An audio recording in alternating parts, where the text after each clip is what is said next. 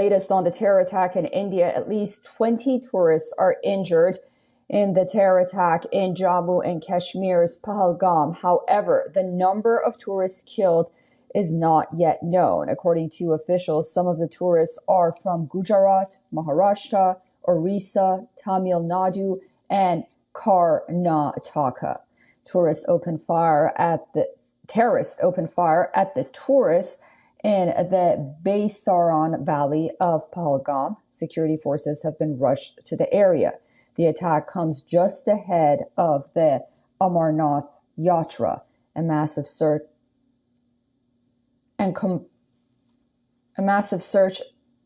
and combing operation is underway to hunt down the terrorists.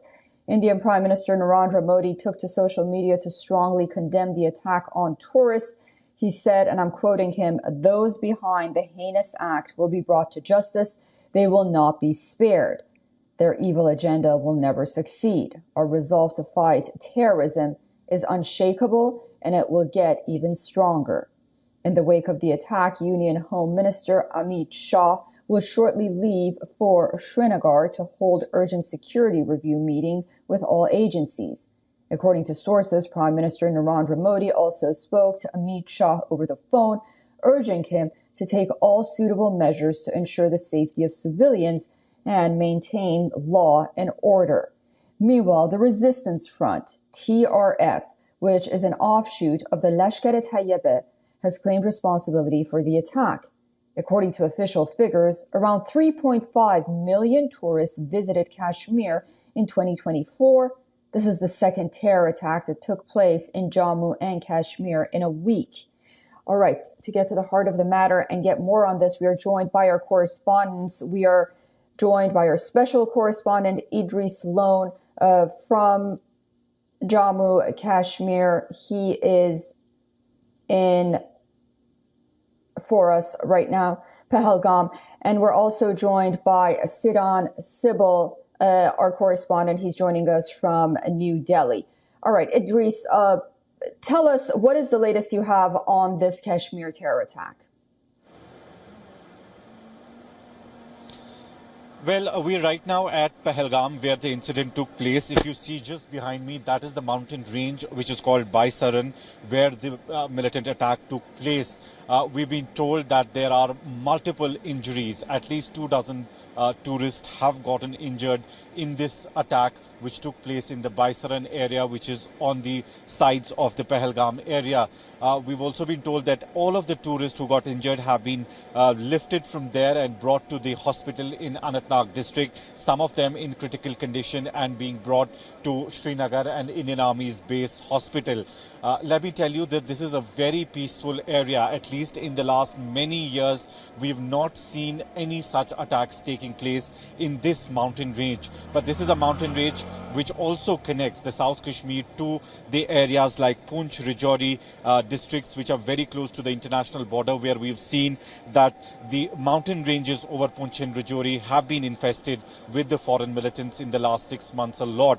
And today's attack is also vindicating that the militant presence in these mountain ranges has increased in the last 6 months. What we have seen on the ground today is extremely brutal and extremely unfortunate incident where tourists were made targets, and with point-blank range they were shot. There are videos that are coming in from the site where the tourists are lying next to their injured people. The Lieutenant Governor of Jammu and Kashmir has tweeted and said that all the tourists who were stuck at the Baisaran have been evacuated from there. Whoever is injured have been brought to the hospital. But the number of deaths has not been confirmed officially by security forces at the moment. Unofficially, 2 deaths have taken place so far, and over 24 people. We're being told that over 20 people have been injured in this attack. All right, Idris, thank you very much for that. We have WION's Siddhan Sibal, of course, with us as well. Siddhan, Indian Prime Minister Narendra Modi spoke to the Home Minister on the incident a short while back. What is the latest you have from New Delhi? Well, there is a pall of gloom. I'm standing here in central Delhi, and we know that there were meetings earlier in the day. And as you pointed out, the Indian Prime Minister has spoken to the Home Minister. He is shortly due to leave for Kashmir, as Idris has pointed out. But essentially, it looks like a major terror attack in India, and we know that the last major terror attack in India at such scale was the Pulwama terror attack. We're waiting for more clarity as to the number of casualties. The Indian Prime Minister in this tweet has sent condolences to the people who have died, and that is the only comment confirming that there are casualties, but there is no number as such that has been released by the Indian government. Condolences have started to pour in. Just a short while ago, the Singapore ambassador here in India, the High Commissioner, in fact, here in India, tweeted about the incident and sent his condolences. The Israeli ambassador also has tweeted and has extended his condolences. We do expect a lot of global reactions to trickle in, and India in past few years, in fact, in several decades, I would say, has been pointing out the concerns over terrorism, especially emanating from its western neighbor, Pakistan, who has been supporting, aiding and abetting cross-border terrorism in India and in the Union Territory of Jammu and Kashmir. And it looks like this could be an important moment in terms of strong action being taken by the global community, by India, against the issue of terrorism. India has sensitized the global community as well. In fact, India has been calling on UN to make a definition on terrorism, which is something that has been languishing at the United Nations because of the lack of consensus. But today we are waiting for more details. This is still a developing situation here in India, and coming at a time when the US Vice President J.D. Vance is here in India. He's in Jaipur. Earlier in the day, he addressed an important speech. The Indian Prime Minister Narendra Modi himself is in Jeddah. He's expected to meet the Saudi Crown Prince Mohammed bin Salman.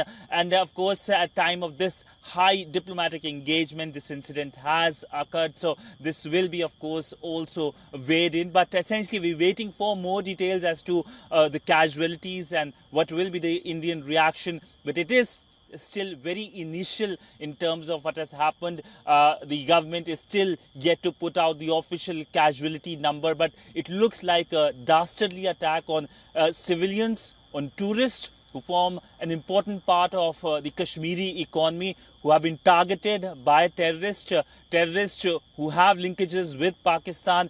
And this is something that will impact the regional geopolitics.